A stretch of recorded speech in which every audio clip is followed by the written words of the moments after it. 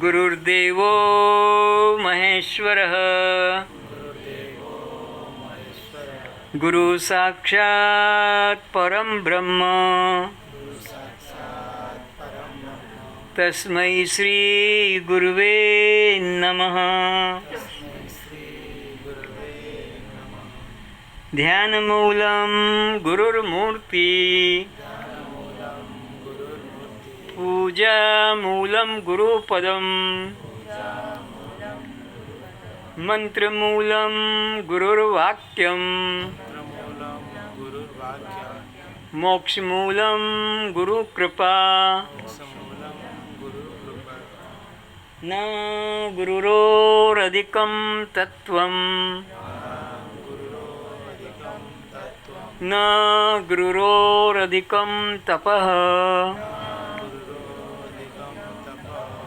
आत्मज्ञानात् परतरं नास्ति तस्मै श्री गुरुवे नमः। गर्दन भी झुके, कमर भी थोड़ी झुके, तब तो मालूम पड़ेगा कि नमन हो रहा है। हम अकड़ में न बैठे रहें।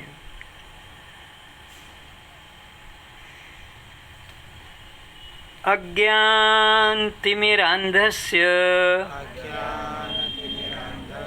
ज्ञानाञ्जनशलाकया चक्षुरुन्मीलितं येन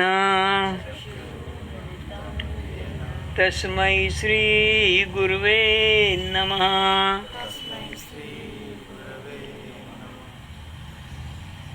त्वमेव माता च पिता त्वमेव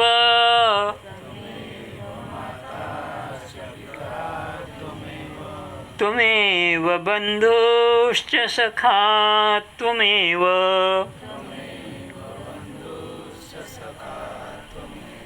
त्वमेव विद्या द्रविणं त्वमेव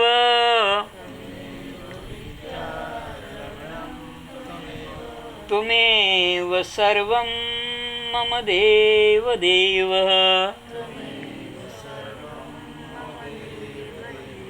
त्वमेव सर्वं मम देव देव।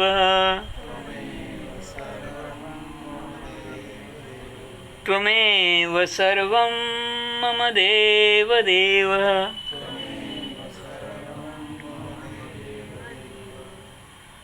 सब अपने पवित्र नेत्रों को खोल लें।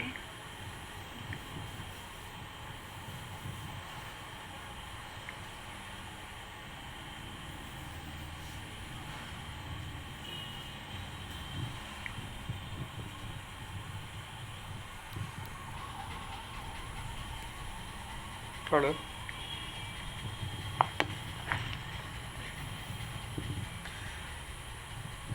नैव किंचित् करोमीति युक्तो मन्यते तत्त्ववित् पश्यन् शृण्वन् स्पृशन् जिघ्रन् अस्नन् गच्छन् स्वपन् श्वसन् प्रलपन् विसृजन् गृह्णन् उन्मिषन् निमिषन्नपि इन्द्रियाणि इन्द्रियार्थेषु वर्तन्ते इति धारयन्। अष्टावक्र जी जनक जी को देह अध्यास छुड़ाने के लिए इशारा कर रहे हैं कि हे जनक,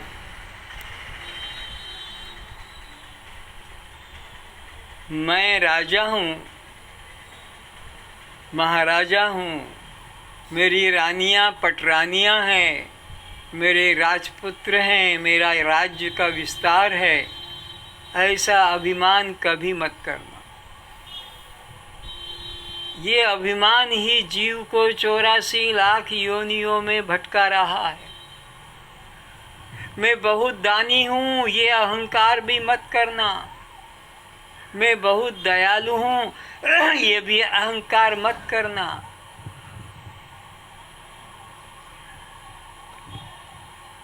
क्योंकि ये अभिमान ही से तुमको पुण्य अगर मिलेगा तब भी तुम्हें मरना पड़ेगा। पाप कर्म तो पाप है, जाने दुनिया। पाप कर्म तो पाप है, ये तो दुनिया जानती है। पुण्य कर्म भी पाप है, ये कोई ज्ञानी जानता। पुण्य भी पाप है, क्योंकि पुण्य का फल भी तो भोगना पड़ेगा, और भोगने के लिए मरना पड़ेगा स्वर्ग से, और पुण्य भोग कर फिर कीट पतंग योनि में आना पड़ेगा। स्वर्ग से उतरकर फिर कुत्ता बिल्ली पशु पक्षी योनि में जाना पड़ेगा। पहले भी बताया, आज भी फिर मैं बताता हूँ कि भगवान कृष्ण अर्जुन को महाभारत के युद्ध में प्रेरित कर रहे हैं, कर युद्ध कर, मां मनुस्मर युद्ध भी करता जा। तो ये मेरे रिश्तेदार मरेंगे, मैं कैसे युद्ध करूं? तो भगवान कहते हैं, अरे ये सब बातें छोड़ दे, सब मरे मराए हुए हैं, पहले से ही मैंने मार दिया है, तू निमित्त बन जा। वहाँ लड़ाई के लिए प्रेरित करते हैं। और दूसरी बार क्या हुआ, भगवान कृष्ण रथ चला रहे थे। महाभारत के युद्ध में भगवान कृष्ण रथ चला रहे थे, अर्जुन बैठा था और आदेश करता था, रथ को इधर ले चलो, रथ को उधर ले चलो, मुझे उधर भी देखना है, उधर भी देखना है। और कृष्ण भगवान रथ चला रहे थे।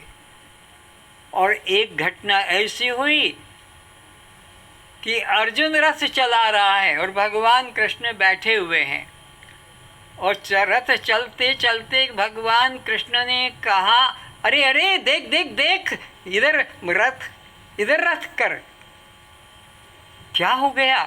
अरे देखता नहीं, इधर चींटों की पंक्तियां जा रही। चींटे जो काले काले होते ना, पकड़ लेते हैं तो गर्दन तोड़ा लेंगे पर छोड़ेंगे नहीं, काले काले होते हैं, गुड़ वगैरह पे आते हैं, तो ये चींटों की पंक्ति है। अर्जुन सोचता, वहाँ मेरे बड़े बड़े महान रिश्तेदारों को, योद्धाओं को मरने के लिए प्रेरित किया, वहाँ तो पाप नहीं, और यहाँ ये चींटों को बचाने के लिए कह रहे कि ये मर जाएंगे, इनको बचा। तो क्या है भगवान इनके अंदर विशेषता? बोले ये इंद्र रह चुके हैं 14 बार इंद्र पद पे रहकर, और अब अपना पुण्य खत्म हो गया, अब ये नीचे आकर चींटे बन के चल रहे हैं। ऐसे ही एक और भी घटना घटी।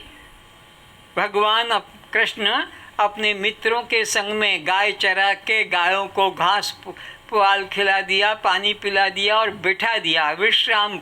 उसके बाद अब वो ग्वाल बाल सब मिलकर खा रहे हैं। तो खाते समय वो जो मीठा कुछ गिर जाता है तो वो चींटे आते हैं।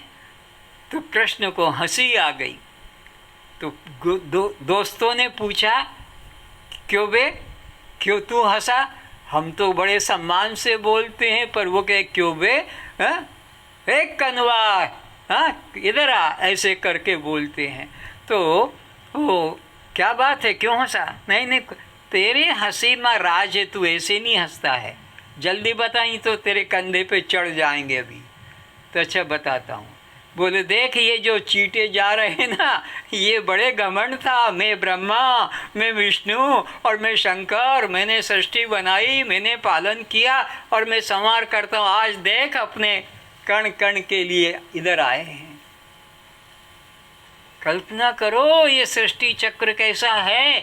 वहाँ तक जाकर भी फिर नीचे आना पड़ता है। जब तक आत्मज्ञान नहीं पाते हो, जब तक कोई सद्गुरु नहीं मिलेगा, आत्मज्ञान नहीं, और आत्मज्ञान के बिना ये आवागमन के चक्र से किसी को भी छुटकारा नहीं है।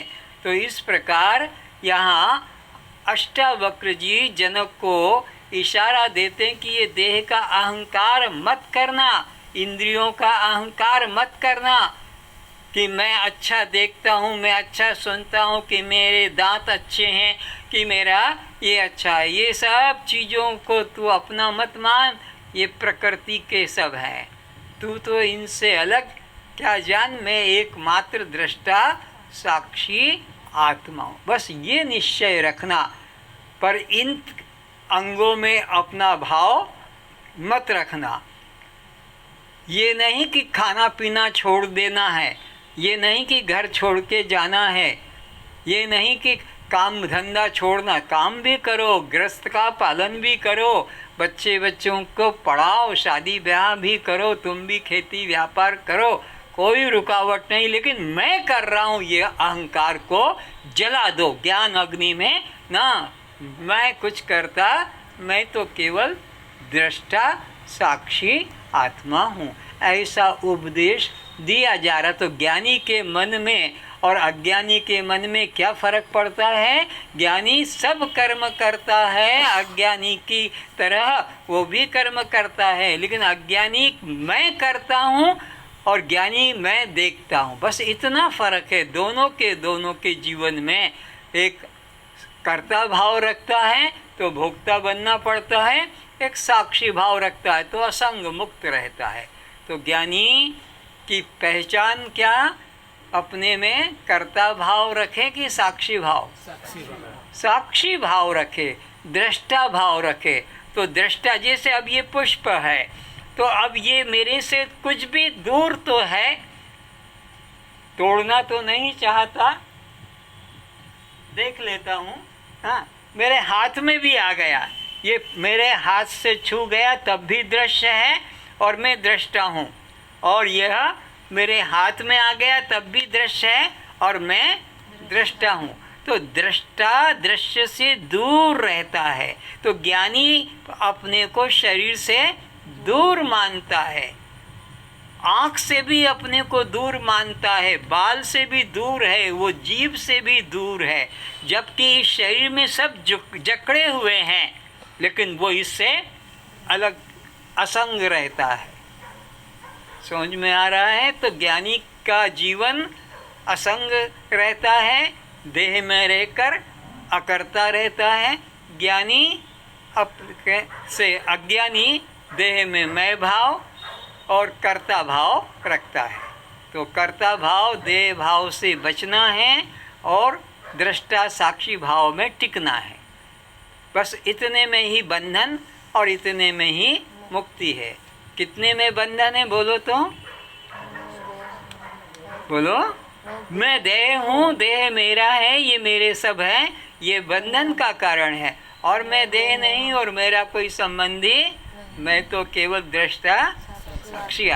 इसका ये मतलब नहीं कि ज्ञानी घर छोड़ के सबको छोड़ के चला जाएगा, रहेगा घर में परिवार में, लेकिन मन में ये धारणा रहेगी कि मैं इससे बिल्कुल अलग हूँ। आत्म तत्व को मैं रूप से जानने वाला सांख्य योगी तो देखता हुआ, सुनता हुआ, स्पर्श करता हुआ, सूंघता हुआ, भोजन करता हुआ, गमन करते हुए, आँख खोलते मूंदते हुए, संतान उत्पन्न करते हुए भी सब इंद्रियां अपने अपने अर्थों में बरत रहती हैं। ज्ञानी, जिसको सांख्य योगी कहते हैं, तत्वदर्शी, वह पांचों कर्मेंद्रियों के कर्म को, पांचों ज्ञानेंद्रियों के भी स्वभाव को और अंतःकरण की वृत्तियों को भी और शरीर के जन्म मरण सबको देखता है, सबको भोगता हुआ और देखता है। भोगता हुआ और देखता है ने शरीर से सब भोग हो रहे हैं, लेकिन मैं भोगता, मैं केवल देखने वाला ऐसा ज्ञानी जानता, इसलिए वो मुक्त रहता है, उसको बंधन नहीं होता। इस प्रकार समझकर निस्संदेह ऐसा माने कि मैं कुछ भी नहीं करता हूँ। तो ज्ञानी को कैसा निश्चय रखना है? मैं कुछ भी नहीं करता। मैं कुछ भी नहीं करता। कुछ भी नहीं करता। तो फिर कौन करता है ये काम? देह, इंद्रिय, प्राण, प्रकृति, इन जिसके द्वारा होता है। मैं कुछ करता नहीं। विचारो थोड़ा, ये हमारे बाल कौन निकालता है? रात को बैठ के खींचते हो तब बढ़ते हैं ये नाखूनों को कौन बढ़ाता है? ये अंदर रक्त को कौन बनाता है? विचारो, दूध को अंदर कौन बनाता है? ये सब हो रहा है, प्रकृति के द्वारा हो रहा है। पर मूर्ख व्यक्ति अहंकार करता है कि मैं करता हूँ। लेकिन तुमने बच्चे से किशोर खुद ने बनाया? तुम्हारे माँ बाप ने रात को सोए थे तब खींच के तुमको लंबा किया है? किशोर से जवान कर दिया माँ बाप ने? किसने किया? वो प्रकृति से हो रहा है। पर तुम अहंकार छोटा छोटा मैंने किया, तू क्या कर सकता है? तेरे हाथ में कुछ भी, तू तो केवल जानने वाला है, साक्षी मात्र है। नान्यं गुणेभ्यः कर्तारं यदा दृष्टानुपश्यति गुणेभ्यश्च परं वेत्ति मद्भावं सोऽधिगच्छति। तो भगवान समर्थन कर रहे हैं क्या? कि जो ऐसा अपने को जान लेता है कि 3 गुण, सतोगुण, रजोगुण और तमोगुण के द्वारा ये सब क्रियाएं हो रही है, और मैं तो केवल दृष्टा साक्षी आत्मा हूँ, वह जीवन मुक्त हो जाता है और उसी के साथ विदेह मुक्त भी वह हो जाता है। उसको फिर अज्ञानी की तरह जन्म लेना नहीं पड़ता है। उसके प्राण यहाँ के यहीं इसी महाकाश में लीन रहते हैं।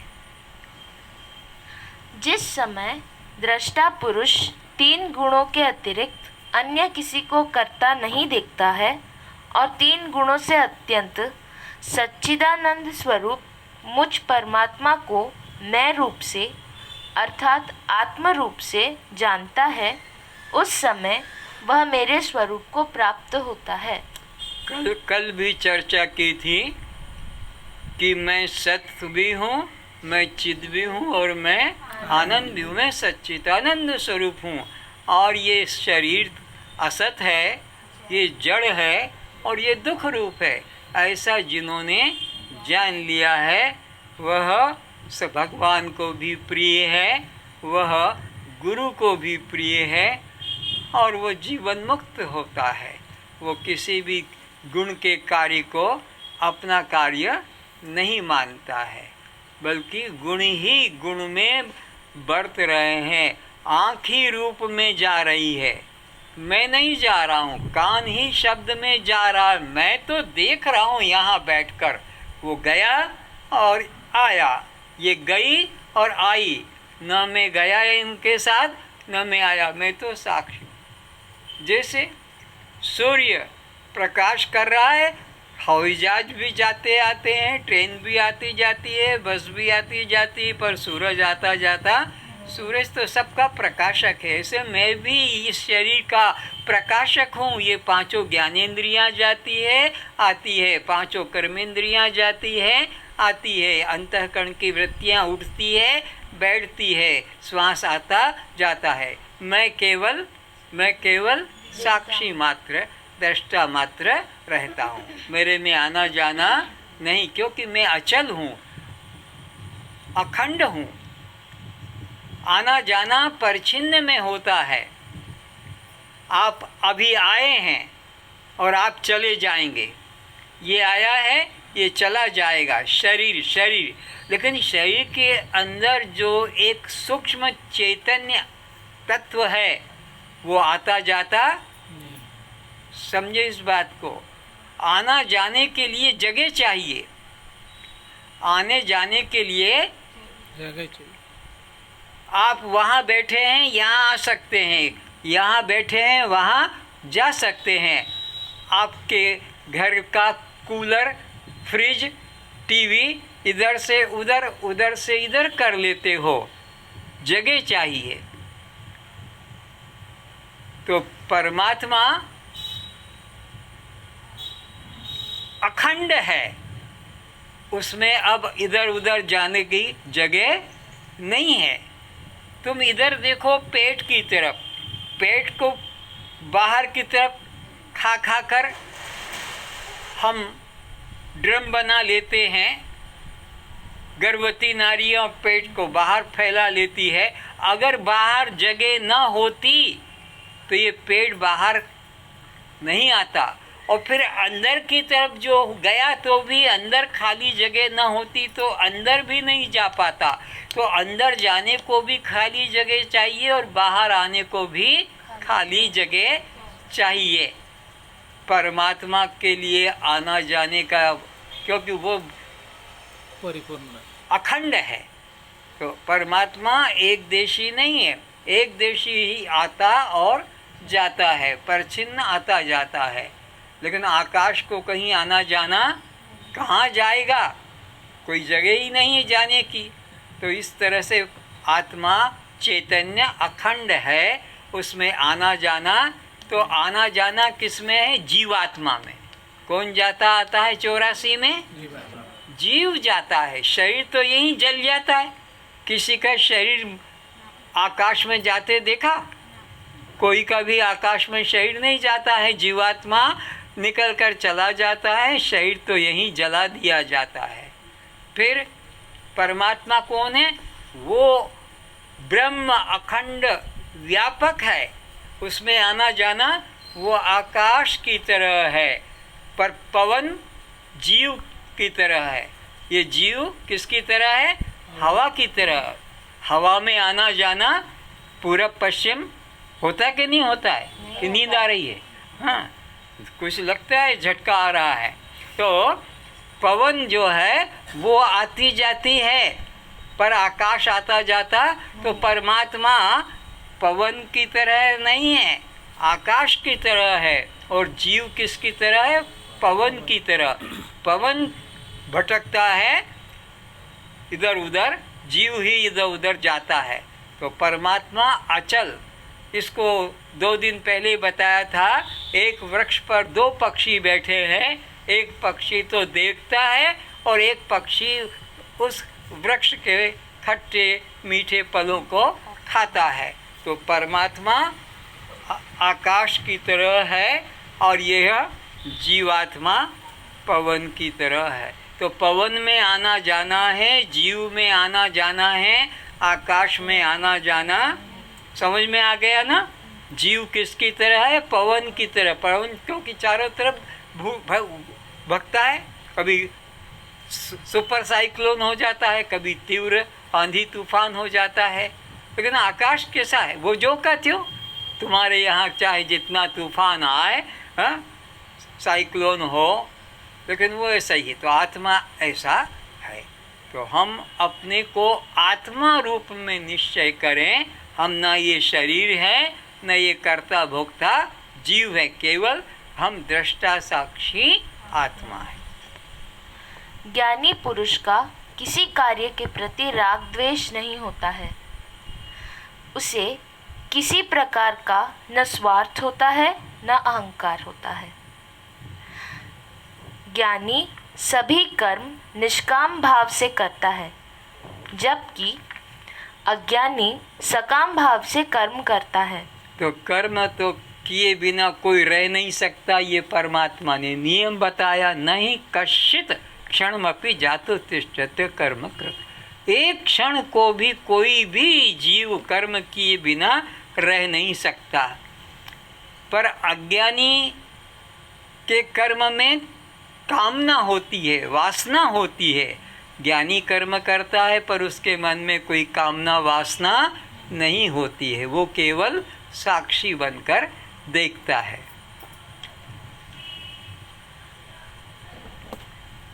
वह सोचता है कि मैं नहीं करूँगा तो यह कर्म नहीं होगा। अज्ञानी क्या सोचता है? मैं नहीं करूँगा तो काम नहीं होगा। अरे मैं नहीं रहूँगा तो घर तुम्हारा चलना मुश्किल हो जाएगा, भूखे मर जाओगे, भीख मांगना पड़ेगा। मेरी वजह से तुम्हारे को नौकरी लगी है, मेरी वजह से तुम्हारा मकान बना है, अरे मेरी वजह से तुम्हारी शादी हुई है, नहीं तो कुंवारे रह जाते। मेरी वजह से बच्चे नहीं, बच्चे तो उसकी वजह से। तो इस तरह मेरी वजह से मैंने तुम्हें बीमारी में मदद दी, मैंने तुम्हारे को काम धंधे में मदद की, मैंने तुमको कर्तापन का अहंकार। लेकिन ज्ञानी के मन में कर्तापन का अहंकार नहीं होता है। ज्ञानी कभी अहंकार नहीं करता है कि मैंने ये काम किया है, हो रहा है प्रकृति के द्वारा। ठीक है, मैं ही इस काम को करूँगा तभी यह होगा। इसी कारण कर्तृत्वाभिमानी अज्ञानी बंधन को प्राप्त होता है, जबकि ज्ञानी जीवन मुक्त रहता है। तो किसको बंधन लगता है? कर्तृत्व। क्यों उसको बंधन लगता है? वो कर्तृत्व अभिमानी, मैं कर रहा हूँ, मैंने किया, इसलिए उसको बंधन। और ज्ञानी के मन में कर्तृत्व अभिमान, इसलिए उसे बंधन भी नहीं लगता है। अरे जो चोरी करेगा उसको तो सज़ा मिलेगी, और जो चोरी नहीं करेगा उसको सज़ा क्यों मिलेगी? जेल के अंदर सुप्रीडेंट भी है, डॉक्टर भी है जेल में, लेकिन उनको कोई डर, सज़ा, और वहीं पर अपराधी भी है। तो ये संसार के अंदर ज्ञानी जेल सुप्रीडेंट की तरह रहते हैं और बाकी सब अपराधी, क्योंकि ये तो अपने कर्मों को लेकर फल भोगने के लिए आए हैं। संसार वाही बेल सम दिन रात बोझा ढोय है, त्यागी तमसा देखता सुख से जागे और सोए है।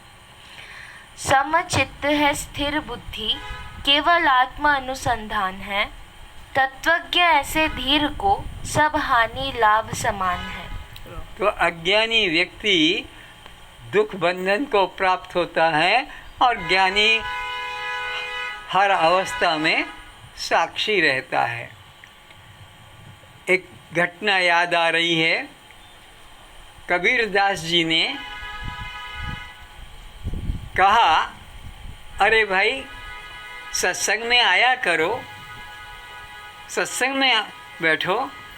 तो वो व्यक्ति कहता है, अरे अभी तो मेरे बच्चे छोटे हैं, अभी मैं कैसे सत्संग में आ सकता हूँ, जब ये बच्चे बड़े हो जाएंगे तब मैं आऊँगा। फिर बच्चे बड़े हो गए, कहा अब तो भाई सत्संग में आओ, और भाई इनको मेरे को कुछ काम धंधा लगाना है, इनकी शादी करना है, ये सब भी तो मैं अभी तो नहीं आ सकता हूँ, मैं बुढ़ापे में आऊँगा। और बुढ़ापे में आ गया, कहा कि भाई अब सत्संग में आओ। तो वो कहता है कि अब मेरे को कम दिखाई पड़ता है और सुनाई भी नहीं पड़ता, क्या करूँगा वहाँ आकर सत्संग में, सुनाई भी नहीं पड़ता है। और वो व्यक्ति मर गया। देखना, वो मर गया तो उसके घर की गाय में उसकी प्रीति थी। बहुत ध्यान से सुनना इस कथा को। उसकी गाय के अंदर प्रीति थी, तो वो मरकर गाय के पेट में गया और गाय का बच्चा बना। और वो 14 साल तक खेती में बोझा ढोता रहा। उसको तो जैसा कि गाड़ी में जोतते हैं तो यहाँ पर बोझा उसको खींचना पड़ता है, रख निकलता है, उसकी नाक फोड़ी जाती है और रस्सी बांधने के लिए, और लकड़ी में बाड़ी में एक लोहे का उसको ऐसे करके चलाया जाता है, जैसे हाथी को अंकुश मारा जाता है। ऐसे 14 साल तक उसके यहाँ वो चला। फिर वो खेती में काम नहीं करने लगा तो उसको तेली को बेच दिया। तेली में वो घाने को चलाता रहा। वहाँ 4 साल तक वो तेली के यहाँ काम किया, और वो तेली के यहाँ भी वो काम करना बंद कर दिया। तो उसको जो है कसाई को दे दिया, और कसाई को दे दिया तो कसाई ने क्या किया, फिर उसको काट के उसके चमड़े का ढोल बना दिया, ढोल। और वो ढोल रोज पीटा जाता है और आवाज़ करता है। क्या उसकी अवस्था हुई, सत्संग में रुचि न करके, और उसने अपना किस तरह का जीवन संसार में लगा दिया। तो व्यक्ति को काल करे सो आज कर, आज करे सो अब। अरे पल में प्रलय होएगा, फिर करेगा कब? इस श्वास का कोई भरोसा नहीं। इसलिए सत्संग करने में कभी भी आलस मत करना। संसार के कामों में आलस कर जाना तो तुम्हारी कोई क्षति नहीं होगी। करोड़ों की भी नष्ट हो जाएगी संपत्ति, तब भी तुम्हारा कुछ भी नहीं बिगड़ेगा, फिर मिल जाएगा। लेकिन ये जो जीवन हाथ से चला गया, ये फिर मिलने वाला नहीं है। इसलिए इसमें देरी मत करना। सत्संग में कभी साथी मत ढूंढना। तुमने कहा चलो तुम चलते हो तो मैं भी चलता हूँ, और वो कहता आज मेरे घर में तो रिश्तेदार आ गए, मेहमान, आज मैं नहीं जाऊँगा। तुम भी घर में बैठ गए। दूसरे दिन वो आया कि आप चलो, आज मेरे को फुर्सत है। तुम कहते हो आज तो मेरे सर में दर्द है, आज मैं नहीं जाऊँगा। तुम्हारा सत्वगुण आया था, तुमने उपयोग नहीं लिया, उसके घर में रजोगुण था। वो रजोगुण वाले घर में सत्वगुण आ गया, अब वो तुम्हारे पास आया, तुम्हारे मन में फिर रजोगुण तमोगुण आ गया।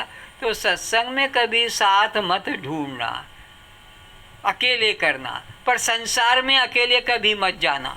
संसार में अकेले खरीदना हो, व्यवहार करना हो, लेन देन, कभी भी अकेले मत करना। संसार में साथ ढूंढ कर करना। पर सत्संग में तो जब मिले, जितना मिले, अपने को लेना है। तुम जाओगे तो हम जाएंगे, तुम सत्संग करोगे तो हम करेंगे, नहीं तो मरेंगे ना, ऐसा नहीं। क्योंकि ये 3 गुण होते, सतोगुण, रजोगुण, तमोगुण। सत्वगुण जब होता है तो दया, प्रेम, शांति, सत्संग, सद्गुरु, भगवान में मन लगता है। और रजोगुण होता है तो लेना देना, खरीदना, बिक्री करना, ये आना जाना, इसमें मन लगता है।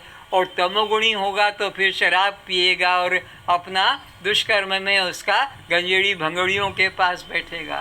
तो ये 3 गुण सदा बदलते रहते हैं। सदा एक जैसे सतोगुण सदा नहीं रहेगा, रजोगुण सदा नहीं रहेगा, तमोगुण सदा। तो बुरे काम करने का विचार आएगा तो उसको टालते रहना। अच्छा कर लेंगे, दुश्मनी करना है, गाली देना है, उसको पीटना है, कर लेंगे, क्या कर लेंगे, कल कर लेंगे। तो क्या होगा? अभी तुम्हारे अंदर जो तमोगुण छाया था बुरे करने का, कि शराब पीने का, कि भांग पीने का, कि दुष्कर्म का, तो अच्छा कल करेंगे, आज नहीं। तो कल क्या होगा? कल तुम्हारा वो तमोगुण बदल जाएगा, तो वो दुष्कर्म करने से बच जाओगे। और सत्वगुण अभी आया है, सत्संग करने का विचार आया है, और अगर इसको भी कल कर लेंगे तो कल रजोगुण आ जाएगा, तो फिर उस लाभ से वंचित रह जाओगे। इसलिए सत्कर्म को करने में देर मत करना और बुरे कर्म को करने में जल्दी मत करना, तो दोनों हाथों में तुम्हारा लाभ होगा। यत्पदं प्रेष्ववो दीनः सक्राद्याः सर्वदेवताः अहो तत्र स्थितो योगी न हर्षितम् उपगच्छति। जिस पद की इच्छा करते हुए इंद्र आदि संपूर्ण देवता दीन हो रहे हैं, उस पद पर स्थित हुआ भी आत्मज्ञानी हर्ष को प्राप्त नहीं होता है। यही आश्चर्य है। ज्ञानी को अगर स्वर्ग का इंद्र पद भी मिल जाए तो भी उसके मन में कोई खुशी नहीं।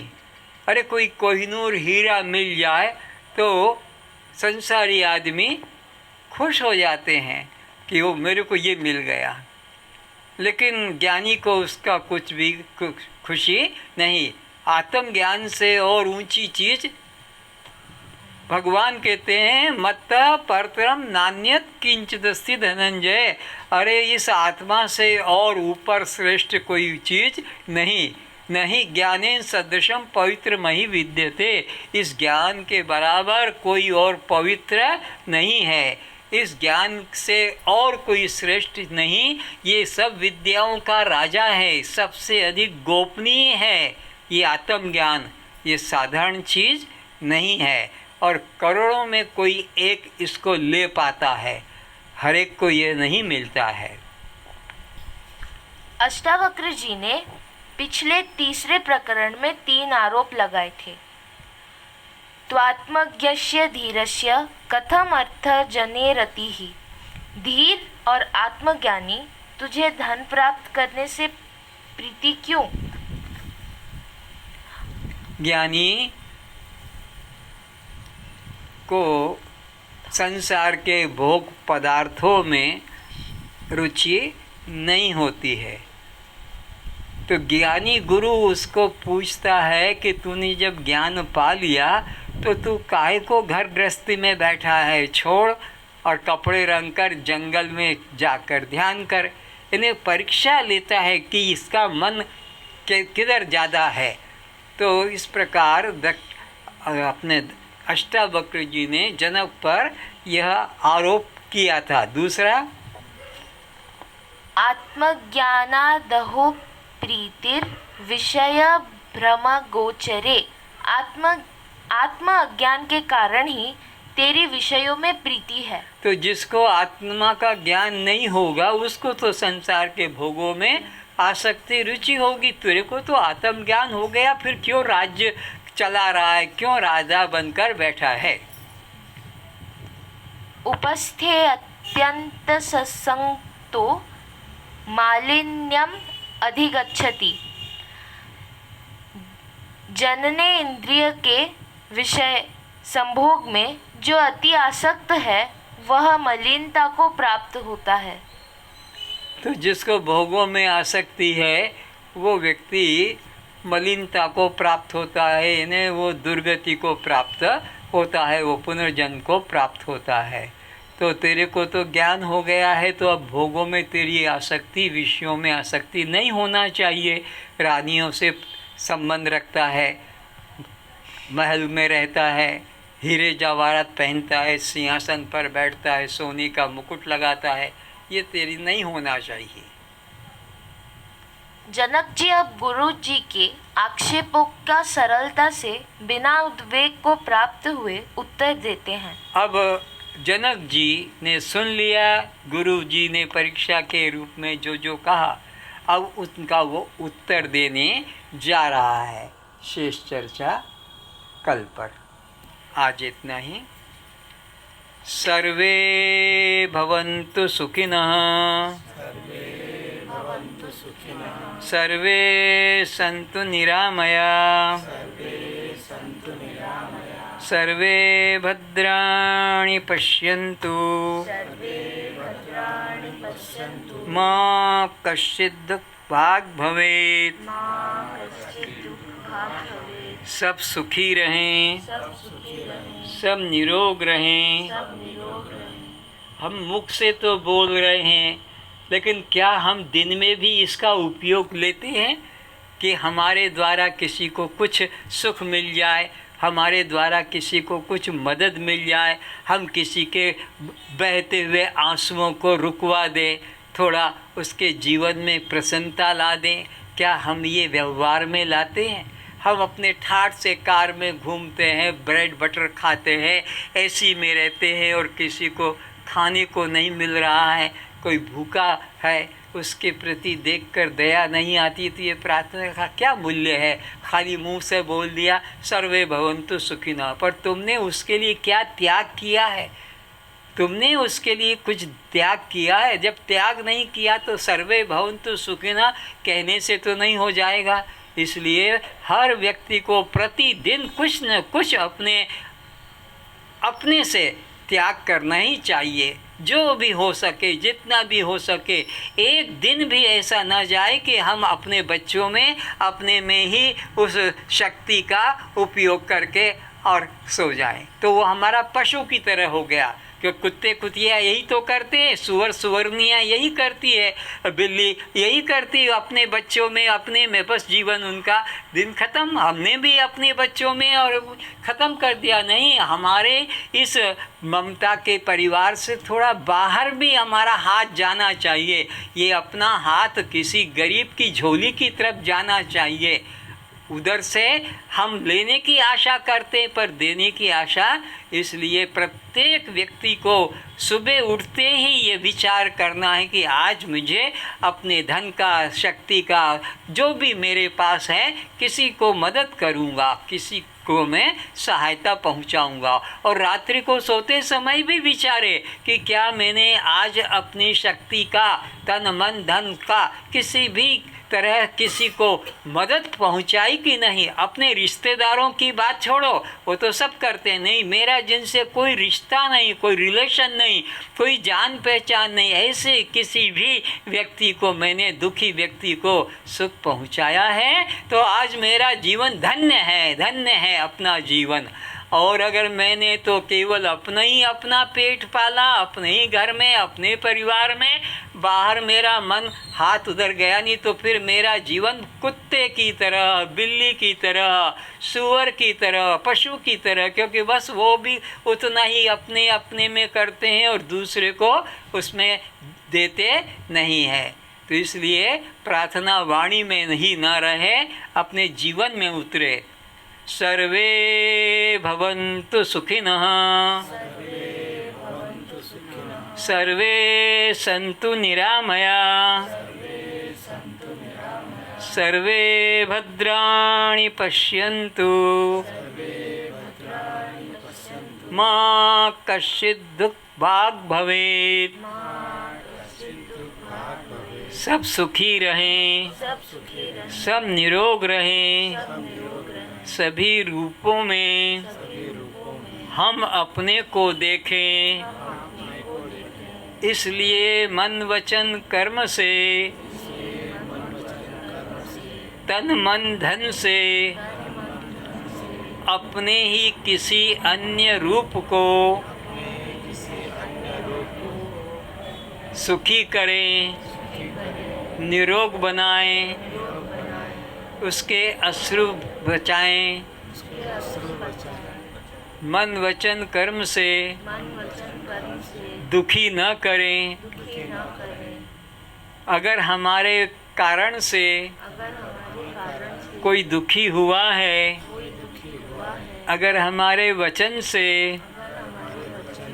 कोई दुखी हुआ है, अगर हमारे व्यवहार से कोई दुखी हुआ है, तो हम उससे क्षमा चाहते हैं, वह हमें क्षमा कर दे। अब हमारे मन में कोई शत्रुता नहीं है, सभी हमारे मित्र हैं, हम सबका कल्याण चाहते हैं, सभी हमारा कल्याण चाहें। वैर भाव की निवृत्ति वैर भाव बढ़ाने से नहीं होती है, वैर भाव की निवृत्ति समता भाव से, प्रीतिक भाव से, आत्म भाव से होती है। इसलिए हम सभी से आत्मीयता रखें, समता रखें, प्रीति रखें। सबका मंगल हो, सबका मंगल हो। ओम शांति शांति शांति।